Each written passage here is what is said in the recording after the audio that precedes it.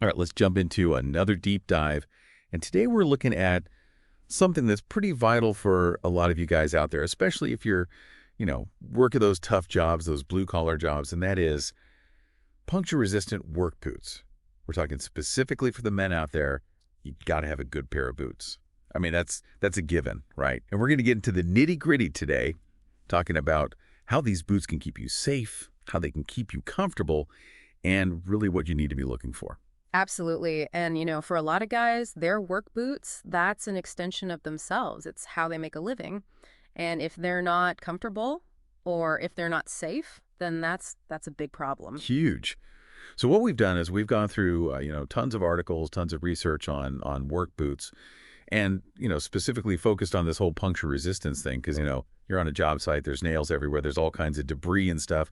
You don't want to be, having to worry about stepping on something and getting hurt. So, our goal today is to really break down how this puncture resistance thing works. What does it mean for your comfort, especially if you're on your feet all day? How are these boots made? We're going to kind of dig into that. Yeah, no, I think it's a great topic to cover. I mean, a lot of people don't realize the amount of engineering that goes into making a good work boot and how much goes into these safety features. It's really amazing. So let's start with this. When we talk about puncture resistance, why is it so important, right? I mean, obviously, you don't want to get a nail through your foot, but, what are some of the specific jobs where this becomes like absolutely non-negotiable? Well, you hit the nail on the head, so to speak. If your job involves working on construction sites, I mean, that's an obvious one. I mean, there's nails, screws, you name it, it's everywhere. But also electricians, plumbers, anybody who's working in environments where sharp objects are present. And, it's not just about comfort, it's about safety. Yep. I mean, a puncture wound can lead to infection. It can lead to serious injury. It can even lead to, time off work. Yeah, nobody wants that. You've got bills to pay, you've got work to do. So, okay, so we know that it's important. Now, how do you actually measure puncture resistance? Like, how do we know? How do we as consumers know, what to look for? That's a great question, and there's actually an industry standard for this. It's called ASTM F241318. And essentially what it is it sets the benchmark for safety in footwear, and particularly for puncture resistance. And, when you see a boot that's got this certification, you know that it's been tested and it's met certain requirements. And typically, when you're looking at puncture resistance, you'll see a rating, and that rating is usually measured in newtons. And it's typically between 1,100 and 1,200 newtons of force. Okay, so now what does that actually mean, 1,100, 1,200 newtons? I mean, is that like somebody dropping a hammer on your foot? Yeah. Like, what kind of force are we talking about here? That's a good analogy, but it's a little bit different. So imagine taking like a significant amount of weight and concentrating that force onto the tip of a nail. Okay. So that's the kind of force that these boots are designed to withstand. Okay. And, that's pretty impressive when you think about it. It is. So, all right, so we've got this ASTM standard. We know kind of what the force rating means. Now, how does this puncture resistance actually work? Like, what's in the boot that's preventing that nail from going through? So the main component that provides puncture resistance is a plate, and that plate is embedded in the sole of the boot. Okay. And there are two main materials that these plates are typically made for. You've got steel plates, and then you've got composite plates. Okay. So steel plates, they're the old standby. They're super strong, very robust, offer excellent puncture resistance. However, they can be a little bit heavier, and they can also conduct cold or heat more readily. Yeah. So that's something to keep in mind. And then you have composite plates. These are a lighter alternative. They don't conduct temperature or electricity, which can be really beneficial in certain environments. Yeah. Some people might perceive them as being maybe slightly less rigid than steel, but they still provide that essential puncture resistance. And, these ASTM standards, they actually define different levels of penetration resistance. So it's not just a yes or no. There's actually different levels of protection that, a boot can be certified for. Yeah, so you might see boots that are, rated for higher or lower levels of puncture resistance. Mm-hmm. And depending on your job and depending on the hazards that you're facing, you'd want to choose the appropriate level of protection. Uh-huh. Now, one thing that I found interesting, we were talking about the ASTM standard, but some of the boots that we were looking at in our research actually exceed those requirements. Right. And a couple of these that stood out were the Haas Crosscut Lager Yeah. and the Haas Watchman 6. They were really highlighted as offering, like really high levels of puncture resistance, like beyond the norm. And then there were also a couple other boots, the Haas Traverse and the Haas Range, and these feature puncture-resistant midsoles. Again, they meet or exceed those ASTM F44 13 18 standards. Yeah. And then, for those guys who prefer like the Wellington-style boot, the Haas Wildfire Wellington, that one also includes a puncture-resistant steel midsole. So Yeah. it's good to see, that there are boots out there that are really like prioritizing the safety element. Absolutely. And, it's really important for guys to understand these standards, to understand these ratings when they're comparing boots, because it gives you a baseline to judge, how much protection you're actually getting. And like you said, there are some manufacturers out there that are, going above and beyond, which is always a good thing. Yeah, you can never be too safe, Right. especially when it comes to, something as important as your feet, right? Exactly. Okay, so we know that we need puncture resistance. Yeah. We know how it works. We know what to look for. Now, let's talk about comfort, right? Because, you could have the toughest boot in the world, but if it's killing your feet after an hour, it's not doing you any good. Absolutely. And, one of the things that we saw in our research is that there can be a bit of a trade-off, right, between protection and comfort. That's a key point. Yeah. And, some of the research actually suggests that the features that provide that really high level of puncture resistance, they can sometimes make the boots a little heavier, a little stiffer, which can impact comfort. Yeah, it makes sense, right? I mean, you're essentially adding more material to the sole of the boot. You're making it, more rigid, so it's going to be less flexible.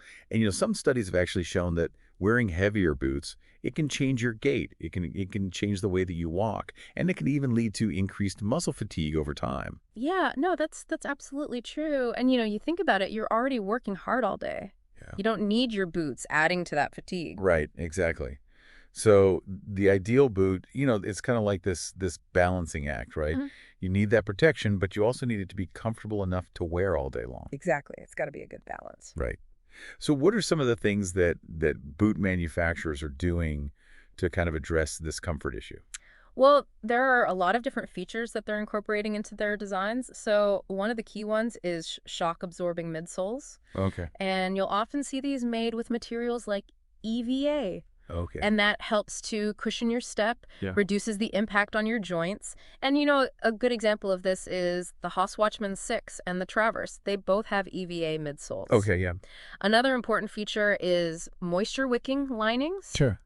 Keeps your feet dry, keeps them comfortable, helps prevent blisters and, other issues that can be caused by trapped moisture. Nobody wants sweaty feet. No, nobody wants that. Okay, so what about the footbed itself? The insole, the part that your foot's actually resting on. Yeah. What are they doing there to make it more comfortable? So the insole can make a huge difference in terms of comfort. Yeah. And a lot of boots now come with ergonomic footbeds. And, a good example of this is the Haas Crosscut Logger. It's got this removable dual density orthotic insole. Okay. And it really provides a lot of support and cushioning. And the nice thing about these removable insoles is you can take them out, you can air them out, you can even replace them with, custom orthotics if you need to. Yeah, yeah. Another thing that we were talking about earlier was the weight of the boots, right? And how heavier boots can lead to more fatigue. So is there anything that's being done on that front to kind of, lighten things up a bit? Yeah, so one of the areas where you see a big difference in weight is in the toe cap. Sure. So traditionally, steel toe caps were the standard, but now you're seeing a lot more boots with composite toe caps. And these composite toe caps, they provide the same level of protection against impact and compression, but they're significantly lighter than steel. That's interesting. And, a good example of this is the Haas Traverse, which we mentioned earlier. It's got a composite toe, and, it's noticeably lighter than a comparable boot with a steel toe. So you're basically saying that, if you can shave off a few ounces here and there, that can really add up to less fatigue over the course of a long day. Absolutely. And, there's actually research that shows this. Heavier boots mean you're expending more energy with every step. Makes sense. So lighter boots, they can definitely help reduce fatigue. One of the things I thought was interesting is we were looking at the Haas Crosscut Logger, and, it's described as premium heavy duty. Yeah. And, I think that's kind of an acknowledgement that, sometimes that ultimate level of protection does come with a bit more weight. Sure. You got to make choices, right? Exactly. Okay, so We've talked about shock absorption. We've talked about moisture wicking. We've talked about the footbed. We've talked about the weight. Yeah. What about breathability? Because, you don't want your feet to be suffocating in there all day, right? Right. So breathability is super important for comfort.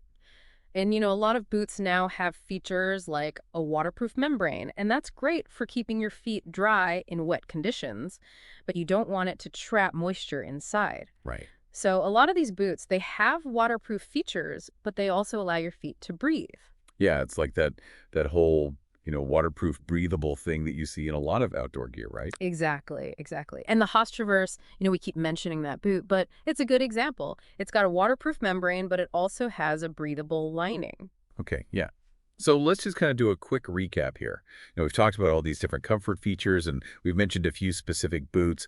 Can you just kind of run through, some of the key features of those boots that we've been talking about? Sure. So the Haas Crosscut Logger, that one's really focused on comfort and support.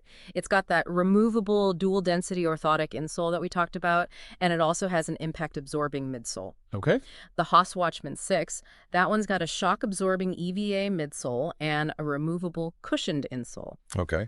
The Traverse, again, it's got the shock absorbing EVA midsole, the removable cushioned insole, and the lightweight composite toe. Okay.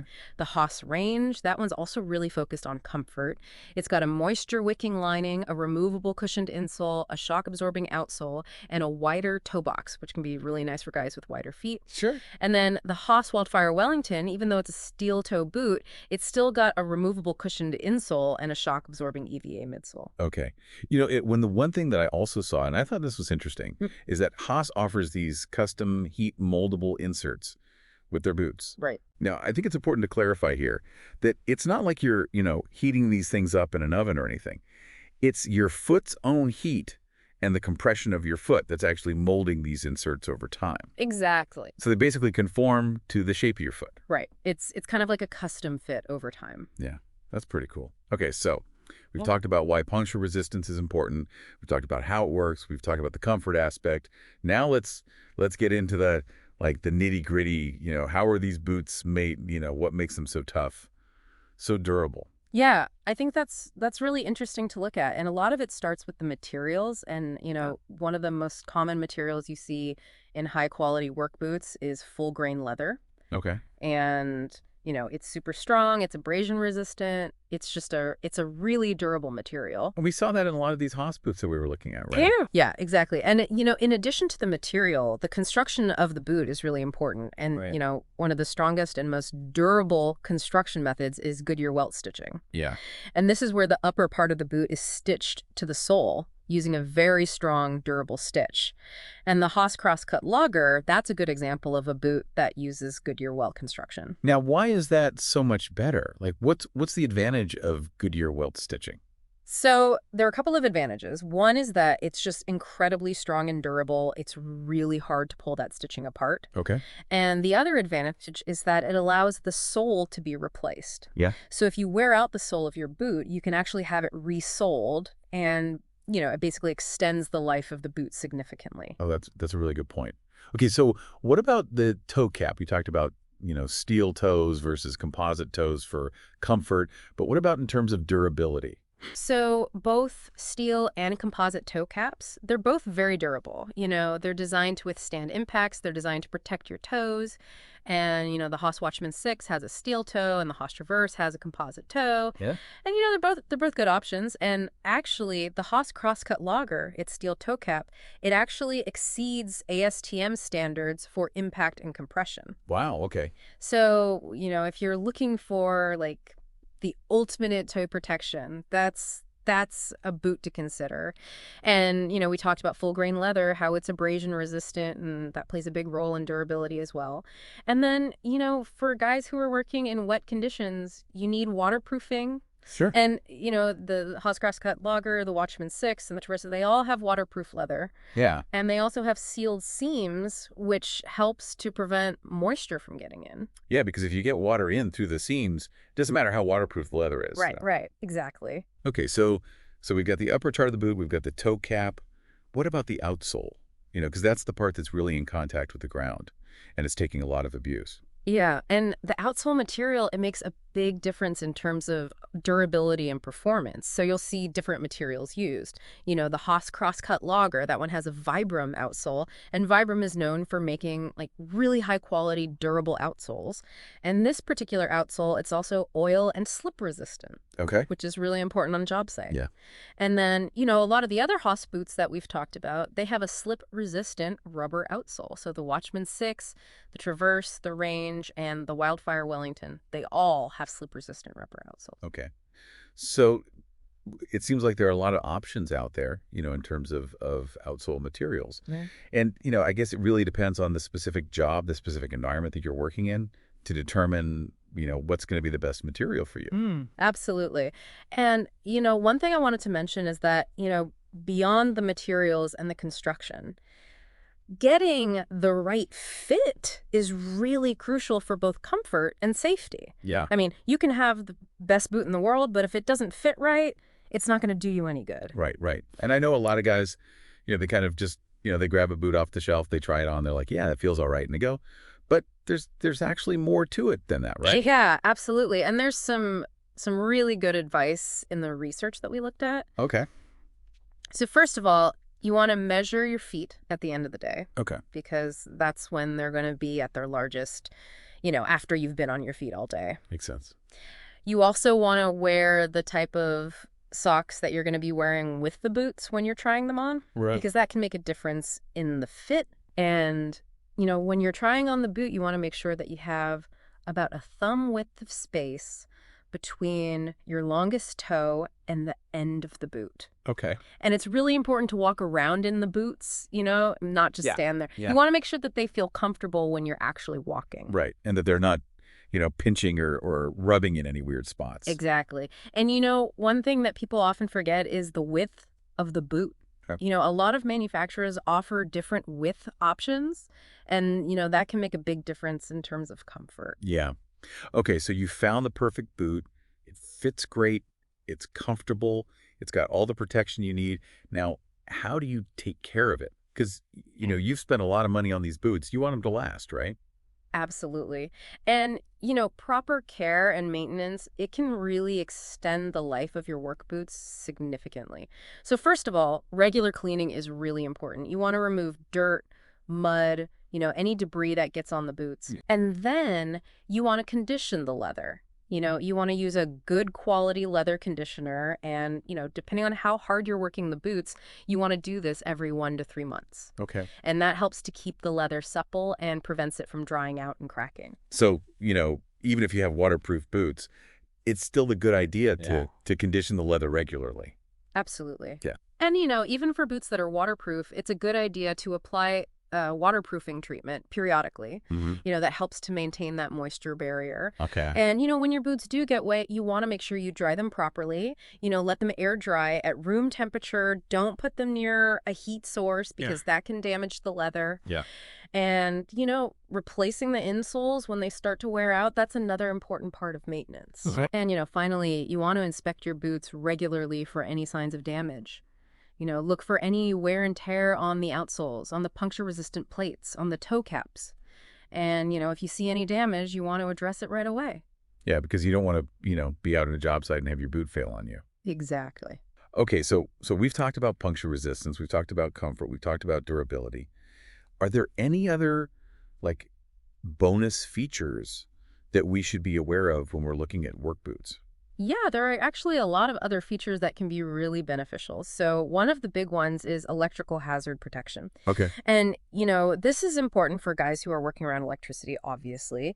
And a lot of the Haas boots that we've talked about, they actually have an electrical hazard rating. So the Crosscut Logger, the Watchman 6, the Traverse, and the Wildfire Wellington, they're all ASTM F241318 certified for electrical hazard protection. And the Watchman 6 and the Traverse, they're actually rated for protection against open circuits up to 18,000 volts. Wow.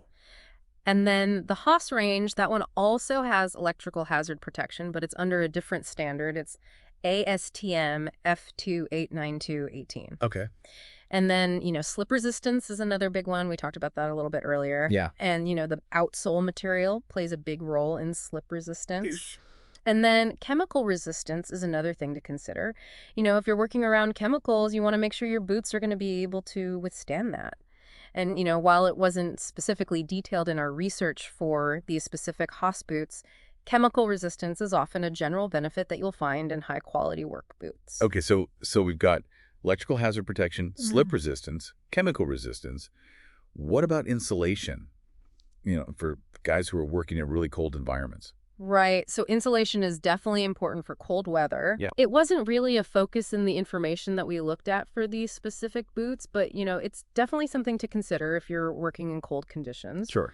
And then metatarsal guards. Those are another feature that you might see in some work boots. Okay, now what are those? So metatarsal guards, they provide additional protection to the top of your foot. Oh, okay. And, they're not a feature of the specific Haas boots that we've talked about, but, it's something to be aware of. Yeah, And then ankle support is another important consideration. sure. And, the Haas Crosscut Logger, it's got a padded collar for ankle support. The Watchman 6, it's got a reinforced heel counter and some additional ankle support features. Okay. And then the Wildfire Wellington, the Wellington style, it naturally provides good ankle support. Yeah. And there's actually some research that suggests that boots with higher shafts can contribute to improved angle stability. Okay, that makes sense. Yeah. So we've covered a lot of ground today. We talked about puncture resistance, comfort, durability, all these additional features. Can we just kind of sum up, what are the key takeaways here? Absolutely. I think, when you're looking for a good pair of puncture-resistant work boots, you really want to focus on those key elements. Make sure they meet the ASTM standards for puncture resistance. Look for those comfort features, the shock absorption, the support, the breathability, the weight. And then consider the durability, the materials, the construction. Yeah. And, I think the big thing that we've kind of touched on throughout this whole deep dive is that, it's not just about preventing injuries from punctures. It's also about how the boot affects your body, how it affects your movement, how it affects your energy levels throughout the day, Right. and finding that balance between protection and ergonomics.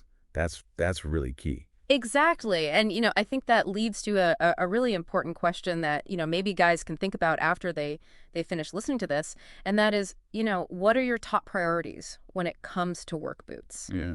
What features are you going to prioritize to make sure that you're getting the protection you need, the comfort you need, and the performance you need on the job? It's an investment in your well-being, in your ability to do your job. Absolutely. Awesome.